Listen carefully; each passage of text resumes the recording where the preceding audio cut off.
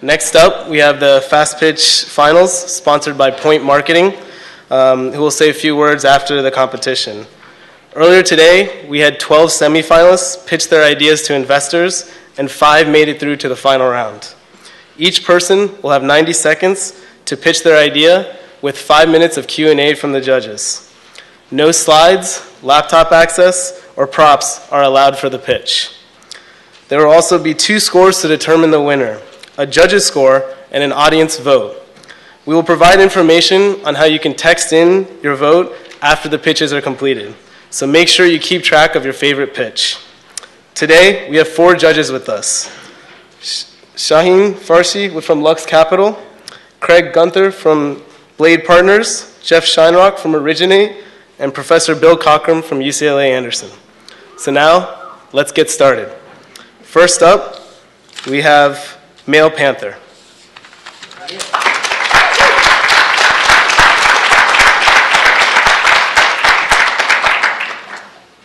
Hi, my name is Rob Atogety, and I'm here to pitch Male Panther, a software-as-a-service email platform designed for agencies with high-volume sending needs.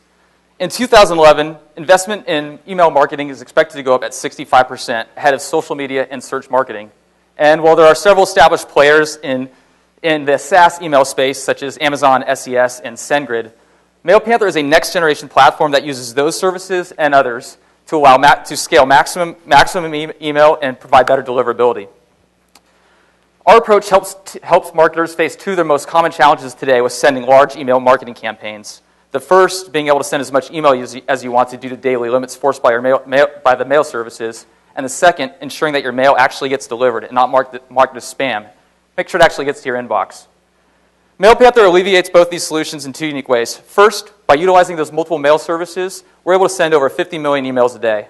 Second, we have developed adaptive delivery technology. As that mail is sent out, we continually monitor and determine if emails are being marked as spam or bounce, and we can throttle down our sending ability to ensure that our client's IP reputation does not get destroyed in the process of sending a campaign. Our product is currently live and being used by an Inc. Marketing 5000 company. They have a list of over 4 million users that are using our platform. We're seeking a $1 million investment to build our billing, accounting functionality, and really make the product true SaaS to have a front end. We also invest further in infrastructure so we can scale the platform so more people can enjoy the mail platform experience. Thank you. I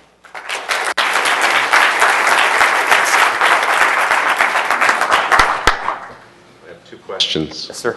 What do you mean by agencies? Really anybody who wants to do marketing. So a marketing agency, but also a large company who wanted to send a mass marketing campaign could use the platform.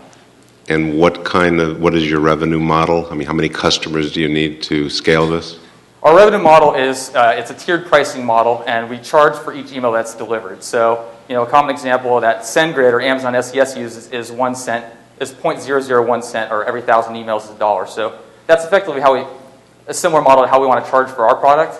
And right now, our client that we're working with has a license deal. So, the investment allows us to build that SaaS front end and develop that tiered pricing model.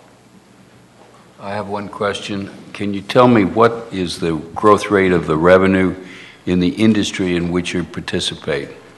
The growth rate is expected to be 65%, the stat that I got from StrongMail. You said that was the investment rate. The investment rate, correct. I'm talking about the revenue growth rate. I don't have that stat offhand for you. One question, what is going to drive an exit for this investment in your company? Pardon me? What is going to drive an exit? Would it be the economics? Would it be the client base? What's going to drive an exit in this company? Well, what I would suppose what would cause the platform to fail or to not succeed, that's the question. That's more or less the question. How will investors get their money back? Oh, okay. Sorry. The investors that are putting in money in our platform, obviously, we'd prefer to do a revenue share. So we want them to invest, and then we'd want to pay them back based on percentage of our sales. Do you have IP? I mean, what makes you unique? Well, several things make us unique. One thing is like I said before, we're leveraging a lot of the other mail service providers. We're the only ones that are using, multiple ones as opposed to pulling through just one. Another factor that's unique about us that I didn't mention in my speech is, we're also a data warehouse. So as our affiliate websites and marketing firms, they can actually post data live into our site. We're actually collecting this data all the time we're managing the clicks and the read-throughs and doing other things besides just sending out emails. So it really becomes a game of, if I want to send email to males 21 through 75 who who bought shoes in the last You're week. not answering the question. Do you have IP? Intellectual property? We haven't, no, we don't. Okay, thank you. How do you measure the lift or the value you create to your customers versus the competing solutions?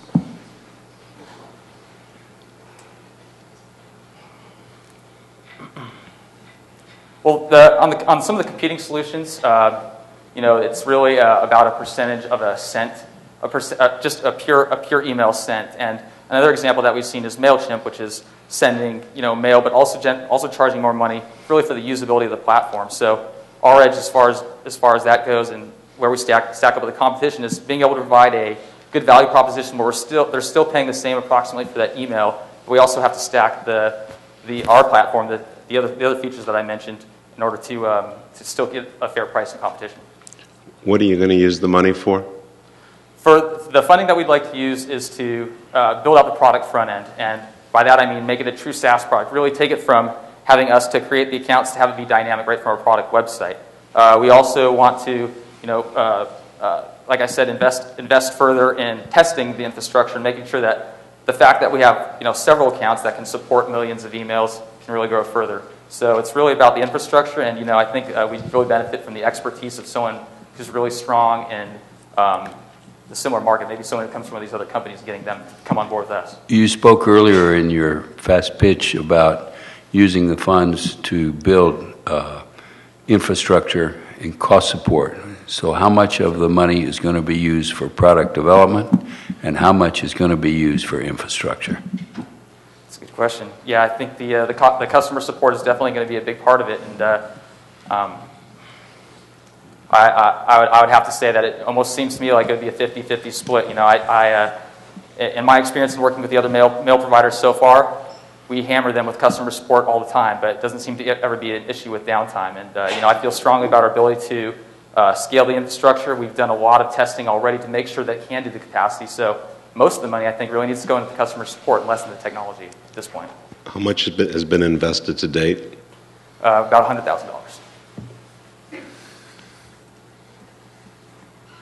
So can you elaborate on your target customer and who you're going after first? Sure. Certainly the ideal customer that we're searching for and what we've architected for is a large-scale marketer. So someone who's really sending millions of emails per day. Whether it be a marketing firm or an individual company. But like I said before, it is a tiered-based product, and we do want to be competitive at all levels. So we're going to offer pricing for someone who wants to send a low or moderate amount of email, but also reach the big guys too. Thank you.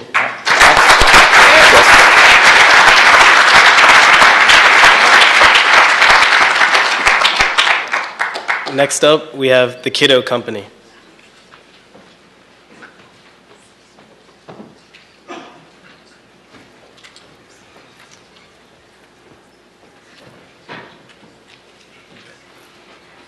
Do you know how you pack that banana in your bag with great intentions only to find it smashed and smelly?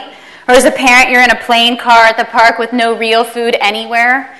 You want to bring something healthy, but no, it will just get bruised, brown, or rejected? Hi, my name is Beth Bailey. I founded the Kiddo Company to offer fun and healthy foods that are easy to eat.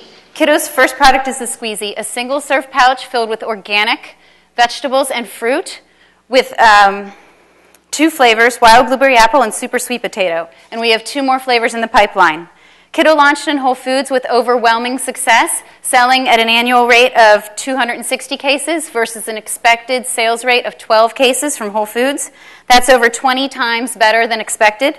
And the regional Whole Foods buyer is ready to roll us out in all 43 of their stores.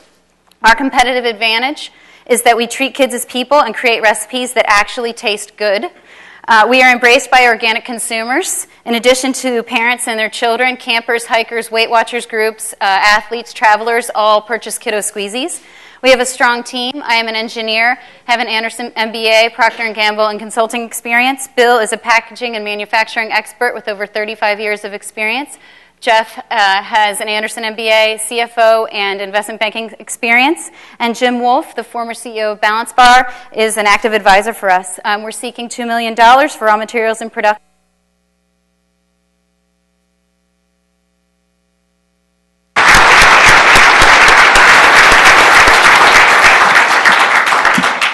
What kind of margins do you get from Whole Foods, and what kind of incentives, if any, did you have to give them to get shelf space? It's interesting. Whole Foods really walks the talk with regards to supporting new organic companies that they can believe in. We get about our margin is in the 40 to 45% range. And we initially gave them a couple of free cases, but we don't pay for any shelf space or anything like that. We have a beautiful display, $6.99 for a 4-pack. We can't keep it on the shelf. Help me understand your supply chain and how you hope to scale that as your company grows. Yes. We launched in a live alpha phase, basically.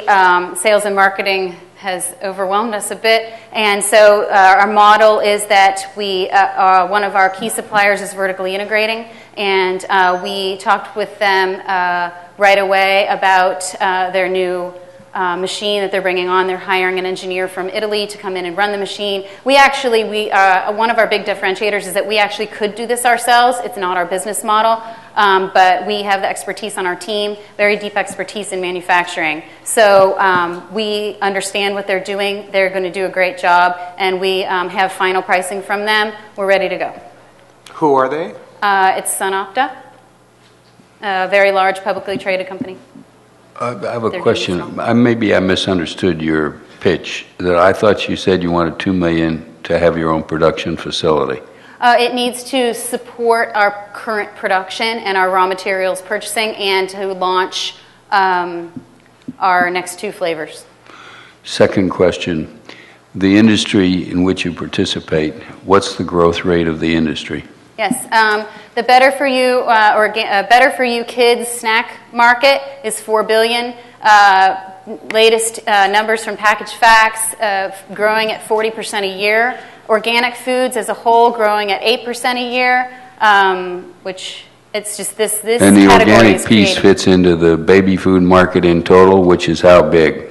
What was the beginning part of your question? The organic piece, $4 billion, fits into. It's in the baby food market that is growing at what rate? We don't have baby food. It's kids, lunch boxes and on up, and that's really the Better For You Kids snacks, and that's growing at 40% a year. 2010, $4 billion market size. Predicted to grow 40% a year through the next 5 years. What sort of capacity can you get out of the facility that you're going to use the money to build? We can get good capacity. What's the max? We're looking at, to put it to give perspective, we're asking them what their minimum order, what is the minimum we can do, which is 300,000 units per SKU per year commitment, 50,000 minimum per run, but we have room to run there. I'm trying to translate it to business value. Got it. This is hard at 40% growth. It's hard to wrap our minds around the art of the possible. This market right now is similar to what Balance Bar was doing. It's kids, lunch boxes and on up, and that's really the Better For You Kids snacks, and that's growing at 40% a year.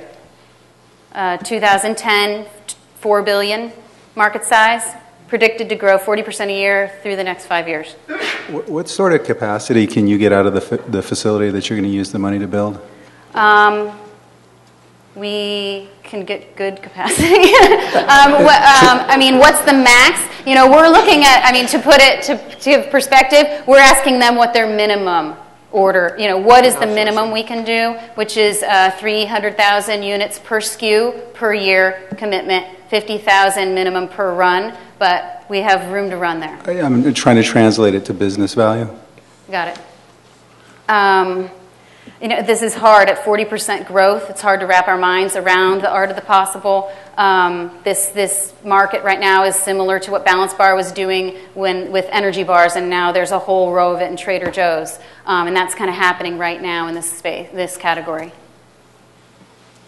Do you have other customers besides Whole Foods? We do. We have 2 other customers, Lazy Acres, which is owned by Bristol Farms, and also an experiment in a restaurant coffee shop model, which one of our competitors does fairly successfully. And we have 10 more stores, another small chain of organic or natural foods grocery store. We've just been sort of dragging our feet with them due to our current And what kind of money are you putting into marketing? Constriction. What kind of money are you going to put into branding and marketing? About $500,000. So of the $2 million, $500,000 will go into branding and marketing. Yes. And do you have any idea what your break even is in revenue and how long it's going to take you to get there to support your overhead and manufacturing costs? This is a tricky question. We've been running so many scenarios, and a lot of it has to do with speed to market. And depending on the size of our investment, I mean, really, this is about how fast we can either chug along at a slower rate with a $500,000 to $1 million investment, and or we can have a $2.5 million, $3 million investment, bring in 2 more flavors, launch our next business line, which we already know what it's going to be. Well, based on your asking for $2 million for the new flavors, what's your break even for the company?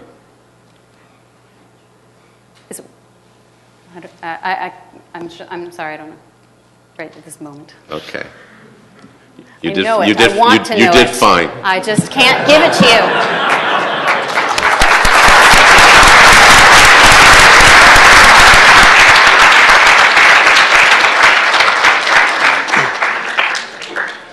Next up, we have Tailored Revolution.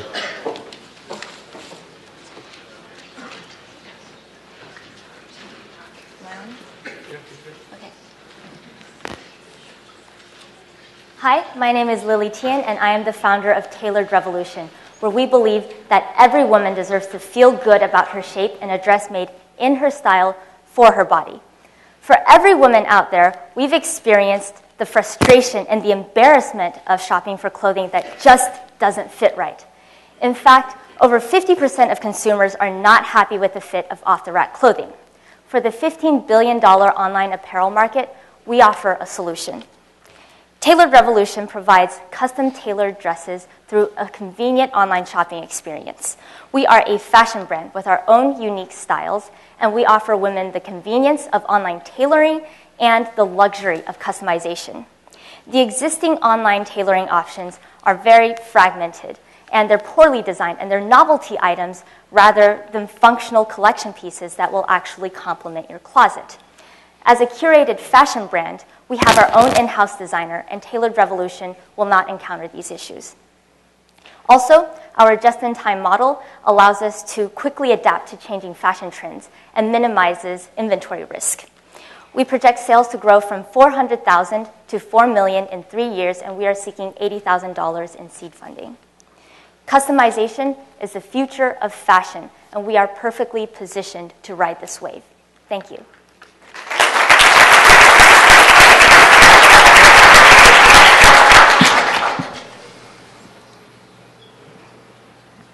So how much money do you think you'll need beyond the $80,000 seed? So my founders and I, we're contributing a total of $60,000 on top of the $80,000 of seed funding. And then beyond that?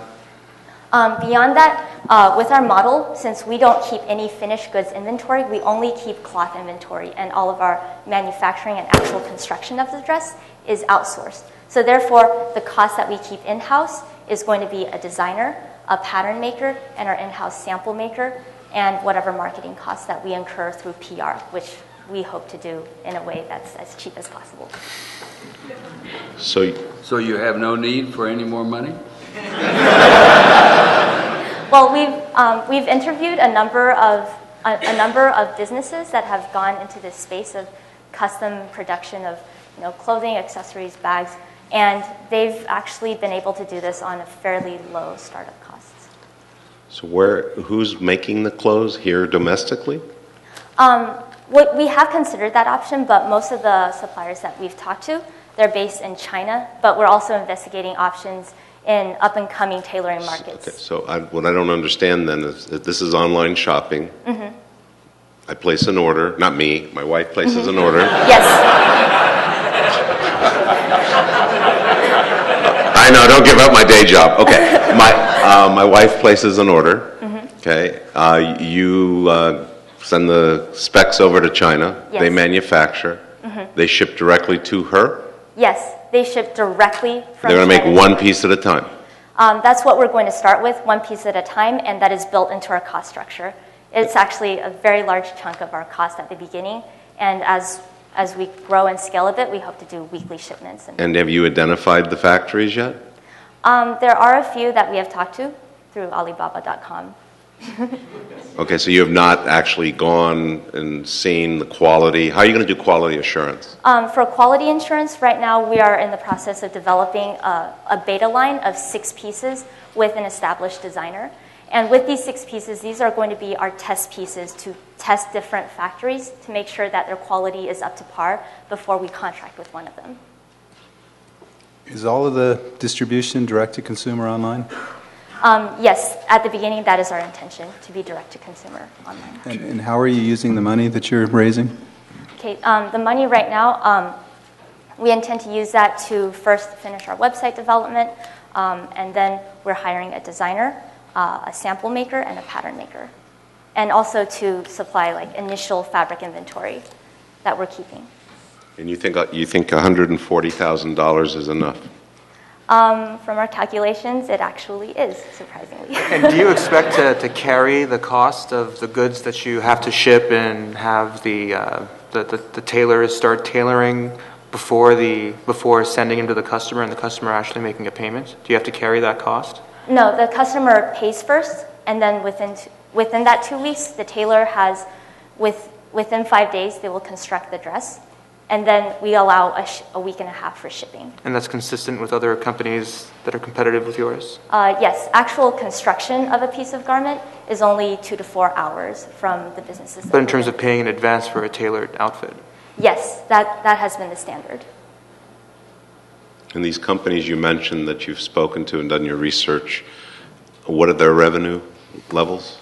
Well, that's one part where we hope to distinguish ourselves. A lot of them, they've been targeting older markets. And they're not exactly fashion brands, so it's somewhat, it is dowdy pieces, but we intend to be more fashionable, targeted towards a younger, young, fashion-forward working woman brand. So what kind of revenue do they do? They've been very minimal. They've done next to no marketing. So why do you think you can get to $4 million in revenue? Because we like their low-risk, low-inventory model, and we believe that it is scalable to a market that is actually attracted to the prospect of customization and a fitted look that looks good for a young woman. In your experience? My experience, I come from product development in the beauty industry and the media and entertainment industry, and my business partners come from backgrounds of operations consulting. One has worked in China before, and one has a background in marketing consulting strategy. Has anyone worked in the apparel business? No, and that is why we are currently searching for a designer. We have an established designer currently helping us launch our beta line, and she is also helping us in the process of identifying a designer. How does Jeff's wife get fitted for these clothes? Okay, so can I answer? Okay, so we have a series of online videos, and we actually will provide you the measuring tape and show you how to measure yourself. So it's all in the privacy of your own home. Thank you.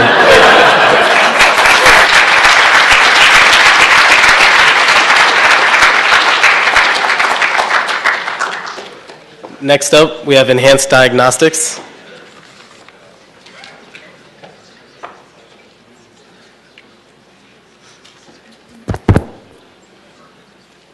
$40 billion. That's the size of today's diagnostic testing market.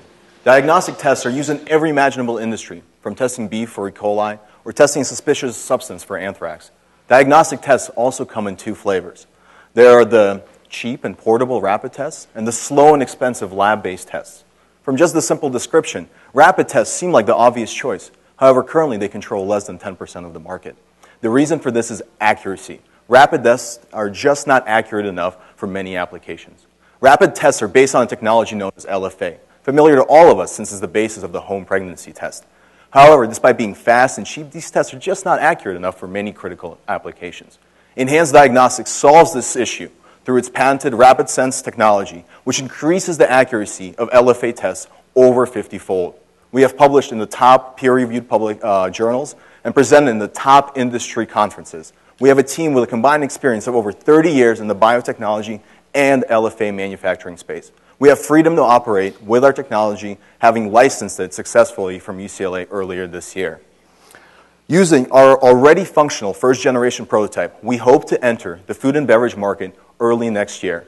And we're seeking $750,000 equity investment to develop our second-generation prototype tailored for military applications. Already, we have considerable interest from established industry players and the military, and we expect a 60%.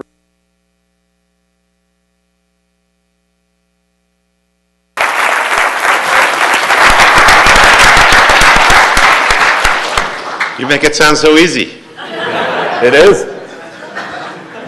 I don't know what you mean by critical applications and what government approvals are necessary. Yeah, let me speak a little bit to that. So initially when we looked at the market, the biggest segment was the clinical segment. So these would be rapid HIV tests, rapid strep tests. However, the regulatory approval there is long. 2 years for FDA studies, high costs. A lot of times you need a PMA. However, the food and beverage segment, this is testing, for example, beef for E. coli. They take shavings and they'll test to see if there's any E. coli on the beef. This is regulated by the USDA. Approval cycle here is less than 6 months, and the costs are very low, in the tens of thousands of dollars.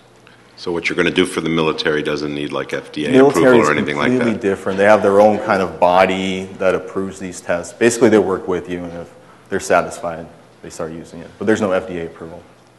So help me understand why somebody would purchase this technology without any kind of a requirement from the USDA? No, USDA, he said he does have to get that approval, I think, but he doesn't have to get it. No FDA. No, but why would somebody pay for it, though? Let's say I'm a meat packer. Why would I pay for this technology when I don't have to? Well, we're approved by the USDA. Right now, the big problem is these meat packers, they take a sample. It takes 2 days for that sample to come back. By that time, that food is in the distribution chain.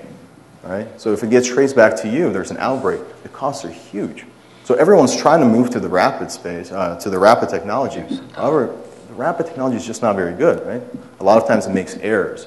And again, you can make an error, you get a clean test, but it has E. coli. Again, it enters the food chain, and you can have dire consequences. So we kind of solved both of those issues. We're still fast, and we're much more accurate. To help with this question, would this replace USDA inspectors in meat processing facilities?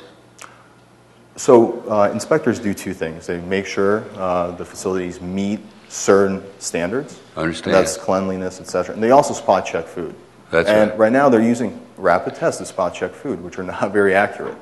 And for certain spot checks, they'll actually do more sensitive tests, like a PCR and a ELISA. So we're kind of the best of both worlds. We're quick, we're rapid, we're point of care. So the inspector can have our test right there. He doesn't have to send it to a lab, and he gets a result instantly. 2-day period's eliminated. Yeah. Right.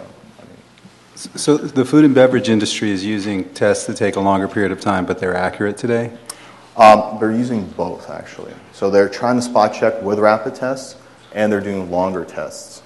What I want to get to is, can you compare the accuracy of your rapid test with the accuracy of the state-of-the-art for the longer tests? And maybe talk a little bit about, is there an application for quality results through a food and beverage company as well? Sure. So the accuracy of the longer tests are very, very high. We'll never compete with them. But that's not the point. The cutoff for detecting a lot of these pathogens is not minuscule. It's a certain cutoff. Like, for example, 100,000 bacteria is an infectious dose. And you want to detect at that level. Current rapid technology, you just cannot detect at that level. So you have that big gap where it's messing up. The ELISA can detect way lower than that. You don't really need to. As long as you can add that level, the infectious dose, that's all you need. And our technology kind of gets these rapid tests that little point further to that minimal level. And all of a sudden, we're acceptable. So just to make a concrete example, right now, for example, for anthrax, this is something we look at a lot. The infectious dose of anthrax is 10 nanograms. The best rapid test can detect at 200 nanograms. There you have the big range from 10 to 200, right? ELISA can detect at like 0.0001 nanograms. Our test, theoretically, can detect at 5 nanograms. So we're below the infectious dose, and that's all you need. So that's kind of the benefit there. So as relates to quality metrics, is my understanding in the food and beverage industry, one of the state-of-the-art pushes is let's take more data, let's analyze more data, and the more granular it is, it may not be about the finding of a pathogen or even something like salmonella. It might be as simple as in a cheese manufacturing plant understanding what your moisture content is and how it's varied over time, because that affects the quality of your product and has big ramifications on the cost. So they invest in the yield metrics and in the more expensive tests for that reason. Have you looked at that, and do you have any general assessment of that? The only thing I can say is that rapid biological tests are growing like gangbusters in the food and beverage segment. Like the CAGR is more than 10%. It's really taken off right now. Obviously, there are other techniques utilized like moisture control, etc., to improve yields. But safety right now is so hot, and people are paying through the roof for it. And our test is perfect. It solves a lot of issues. It's sensitive, it's fast, and it also doubles as a sample preparation test. The technology obviously is a little more in-depth to describe in a few minutes, but we also save them time in that we can help them actually extract the pathogens from whatever they're testing. And we save them a lot of time and energy with that too. So, all right, thank you.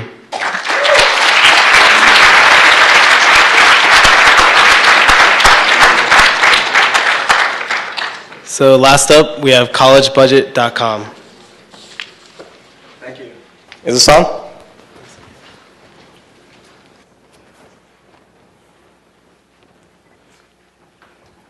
Hey, I'm Mike, and I'm with collegebudget.com. Over the past few years, the cost of college has increased tremendously, both with tuition, textbooks, and more. Collegebudget.com seeks to empower social buying and collective action to help students save money together. We do this in multiple ways, by empowering deals of the day for students like Groupon, but also student discounts, comparison shopping tools, and renting tools. The student market is 18 million college students, spending $65 billion in discretionary money. Our team is coming from campusbuddy.com, which is the largest social academic platform with 1.3 million college students already. We're proven leaders. We won Business Week's Best Young Entrepreneurs Award last year. We have educational backgrounds from HBS, UCLA, and USC. We also have demonstrated success in sales, marketing, and development. We also know the college space very well. We're currently the market leader. We're looking to raise $2 million to ramp up our team and to also invest in our proven marketing methods to capture the market further. We're also looking for people who are interested to join this movement and to join for the summer internship. Anyone can contact me. I'm mike@collegebudget.com. And so together we're going to save students a lot of money and revolutionize student discounts. Thank you.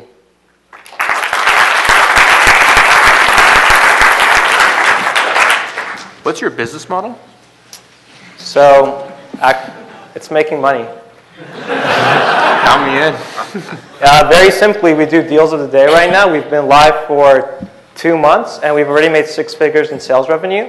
We partner with people who want to reach the college market and offer their deals. So, for example, like Groupon, we approach a merchant. Let's say shoebaka.com. It's a new shoe site. We were able to sell 1,600 pairs of shoes in one deal, gaining them $30K in revenue, and which we got split up. So we're making money already and having a good time saving students money. So it's a Groupon business model targeted at students. Yeah, student discounts. So I'd say the key differentiator between Groupon and us is that we have a targeted market. You have to have an EDU email to buy. And it's essentially a student discount at the end of the day. You're not going to be ruining your brand by general market advertising. It's going to reach young, upwardly mobile students. Of the money you're raising, can you be more specific about how it's going to be used? Sure. $2 million. Sure. So a good portion of it, 500 to 700,000, would be used towards the hiring of key personnel to take us to the next level. So CTO, CMO, and other type positions. The vast majority will be used to go into advertising in proven methods where we can make a return on investment higher than the 1.2 million we're going to spend on the advertising.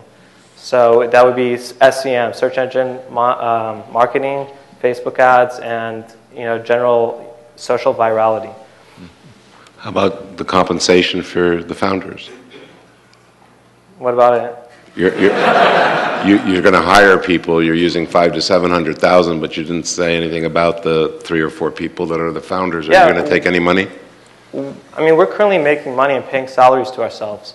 So we're not looking to take money out of the company. We're more looking to win this idea. It's a big marketplace, and in the 2 months we've launched in stealth mode, we're already the leader in this space.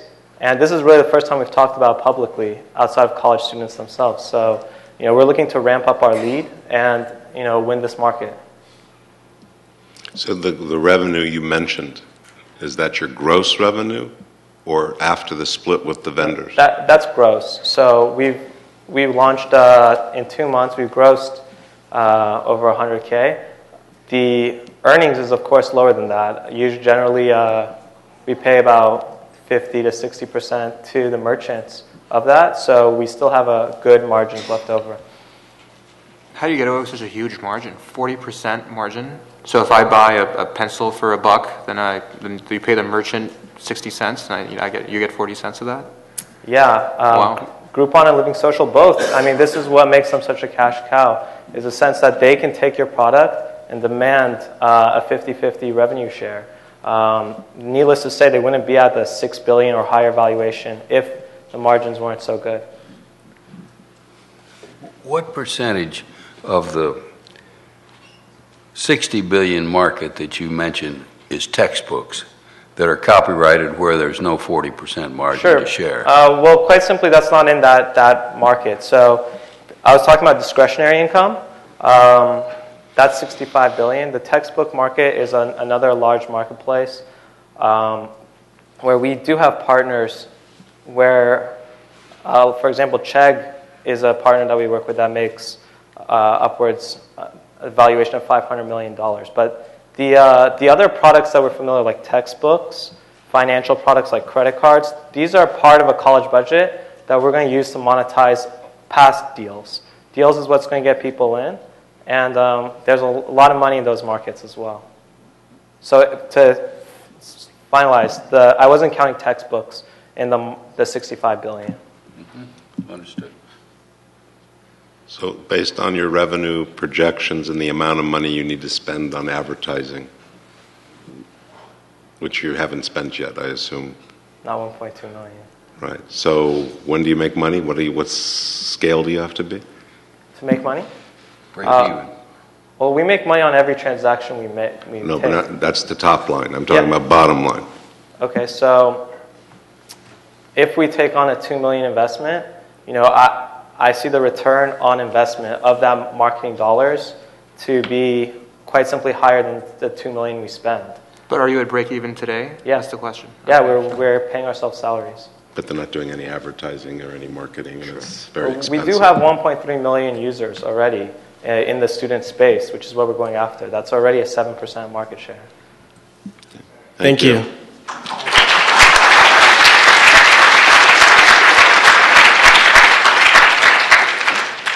So thank you to our judges, our contestants, and our sponsor, Point Marketing.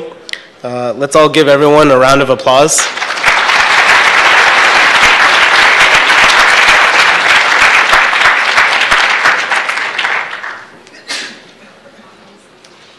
So on the screen, you'll see a poll to vote for your favorite fast pitch. Text the corresponding number to 22333 and watch the poll live.